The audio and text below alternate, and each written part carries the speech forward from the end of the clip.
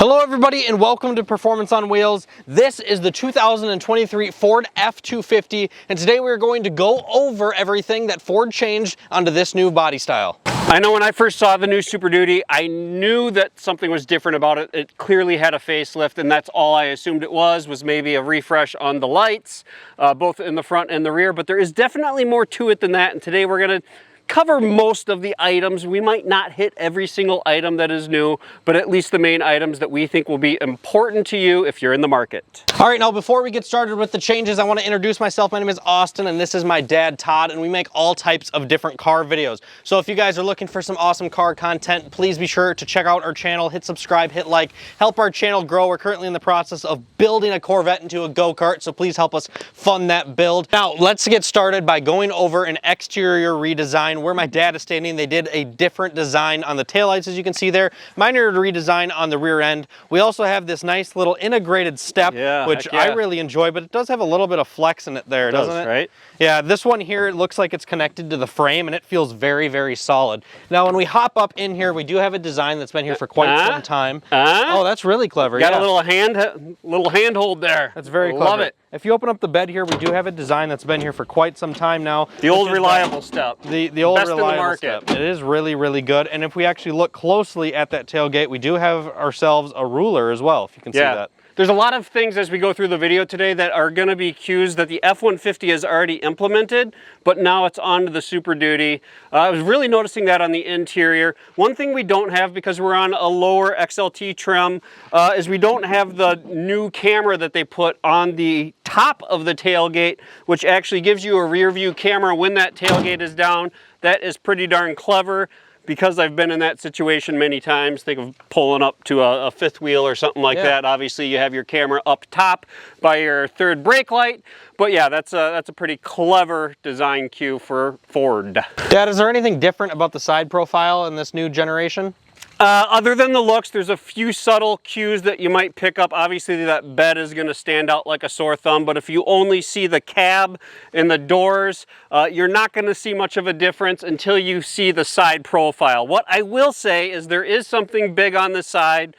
We actually have functioning side vents or heat extractors. There's a nice little filter in there, and those aren't a fake big plastic piece anymore, so it's nice to see some function out of those side vents. That's awesome. And as I'm standing in the bed back here, of course this is the 8-foot bed, and it's crazy when you stand in one of these things to put into perspective how absolutely massive they are. Now, if you guys are interested in ordering one of these, what I have for a suggestion, if this is for a company vehicle or something you guys are needing in a hurry, I highly suggest not ordering it directly from Ford with the fifth wheel setup, because that is going to heavily delay your order. Austin, how about you tell us about the little Easter egg that Ford put right on top of the bed rail? Yeah, right on top of the bed rail right here, we do have a little picture of, it says 3.0 cubic yards. What the heck does that mean? Well, that's pretty crazy because it can fit 3 cubic yards of material in there, and if you say some gravel, 3 cubic yards of gravel, that's going to be right in the ballpark of around 8,000 pounds, which is the payload capacity in an F-250 Super Duty. As we're working towards the front, it is nice to see those turn signal mirrors lit up. It definitely gives a nice little presence to this XLT trim. Obviously, stuff gets fancier as items go up, and holy smokes, look at that blue oval. I am willing to bet that that blue oval is substantially larger. Even from a photo, you can tell it is, and obviously with that chrome trim around there, it really stands out. The grille does change as the trim changes, but you will note even on this XLT, we got that front camera. We even have a 360 view, aerial view, when we're using the backup feature, which is handy when you're trying to navigate this 20+ foot vehicle around a parking lot. Yeah, it's literally like driving a school bus.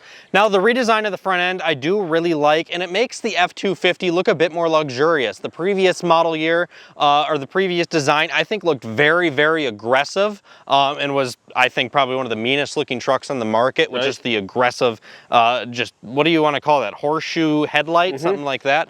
This one is a lot more luxurious looking, especially as you move up into the higher trims. I do really like the look of it. So you have the same C headlights that you'll notice in an F-150. Even the Maverick, kind of a Ford truck thing at this point, has those C design headlights.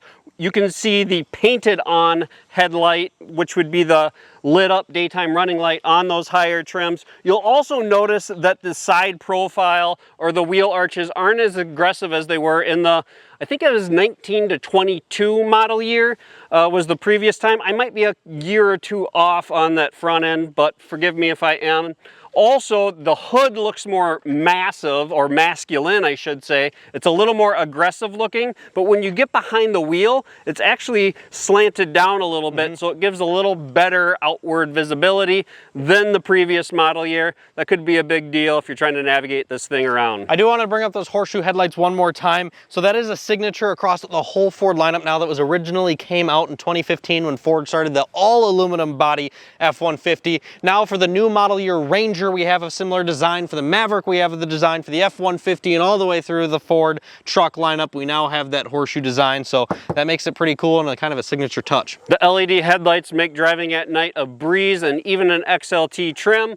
What is pretty awesome is that the safety features are standard and they're pretty solid. The functionality as well as just the standard setup that Ford offers here. Let's pop the hood and talk about the meat and potatoes.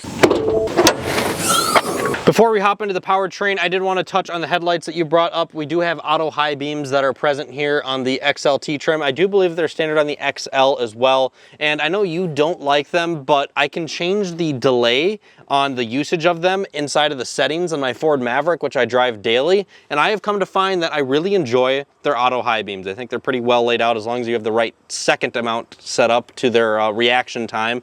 And I think they're pretty beneficial. So definitely a nice touch that it has it here. Under the hood, we have the 7.3 liter Godzilla, which Ford has had for some time now, which is just a big old pushrod V8. We do have a secondary gas option, which is available in the lower trim XL, which is the, what was that again? The 6... It's a 6.8 gas motor. Okay. That is the only motor that is available on the XL trim, and it is not available anywhere else in the lineup. So that 6.2 V8 that has been around for many years is gone in 2023. That is big news. That was a great motor. We have hundreds of thousands of proven reliable miles on the 6.2.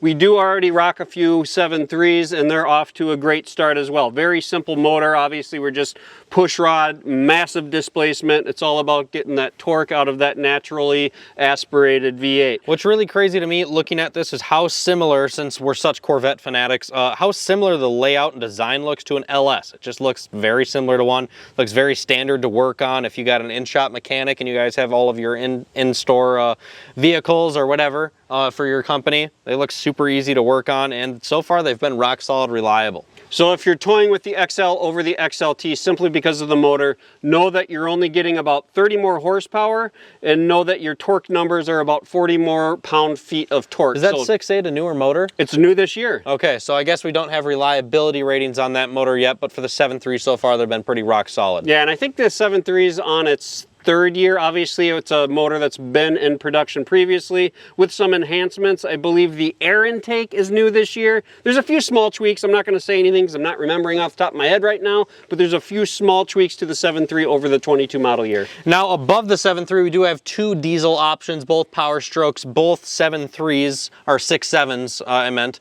And one of them creates about 1,000 pound-feet of torque or so. 1,200. And then the other one makes about 1,200. Yeah, 1,050 on the lower, if you can say lower in that regard, Power Stroke, and 1,200 on the higher Power Stroke. The lower Power Stroke is about a $10,000 option, where the other one is right around a $12,500 option. I believe that the 1,200 pound one was a full ground up redesign of the Power Stroke, and that's a ridiculous amount of power. It like really you made the comment earlier that it's got more than double the torque. It also has more than double the towing capacity, right? So an F-250 with the 7.3, you're gonna max out like under 20,000 pounds, 17,000 and some change, I think it is, where you get the turbo, you get the gooseneck rocking, in the Power Stroke, 40,000 pound towing capacity. Isn't it ridiculous that we got trucks doing what semis used to be able to do? Yeah, it's pretty wild.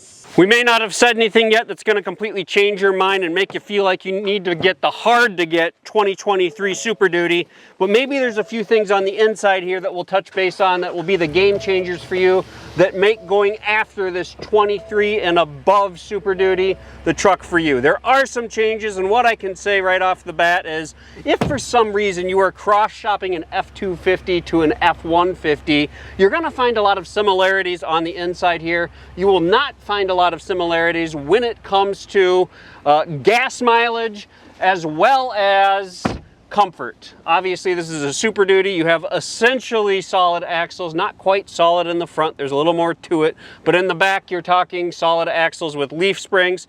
A lot of similarities when we get to the inside, not only with the dash design, obviously it's bigger and broader, but the steering wheel design looks very similar to an F-150. Again, I think it's got a little more width to it, but button placement changed over 22, where you used to have your buttons on the side. Everything is on the horizontal plane here on the Super Duty now. There's also some mild changes.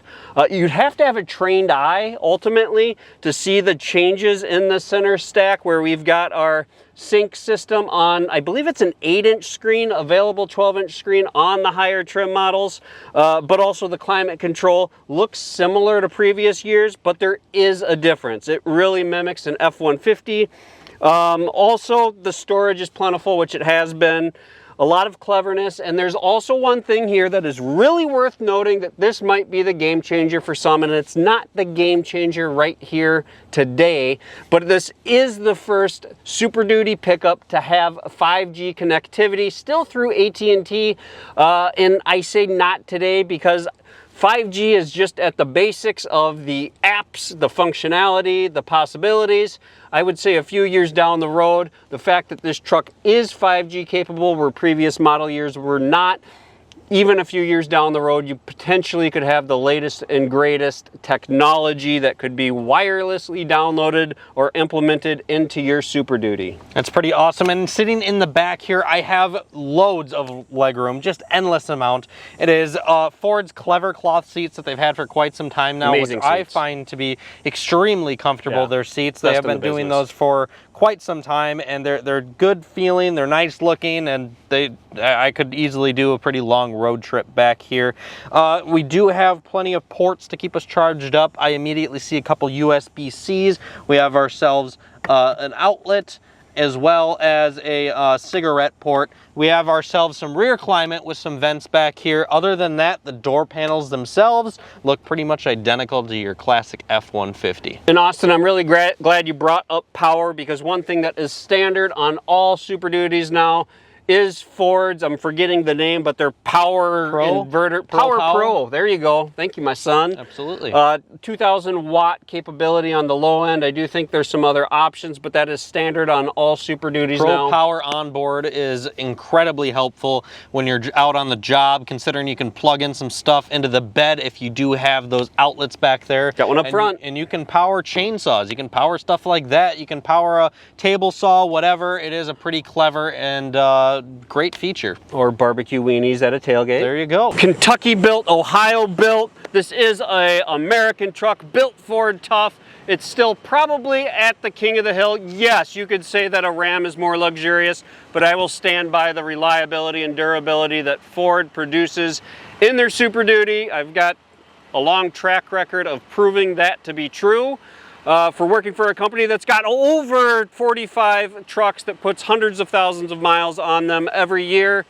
The Super Duty is a pretty rock solid truck. It has a rock solid ride, but rock solid durability. Yeah, the F-250 has forever and been a very long selling truck. What is the F-150's been #1 selling truck for I don't even know how many years. Yeah. Pretty much ever, and of course the F-250 follows that when the F-250 line and the F-350 line and so on and so forth. These are proven vehicles that just keep getting better as the years go on, and we didn't even touch on price. So this one is spec'd right around, I'd say $57,000, $58,000, right in that range. There's also something else I didn't mention What that's is that? very important. What? So the XL is the only one that comes standard two-wheel drive. Every trim above including the XLT, come standard 4x4. So that's the first time that's happened as well, that almost every Super Duty you're going to see on the road is going to be four-wheel drive. Yeah, wow, that's pretty cool.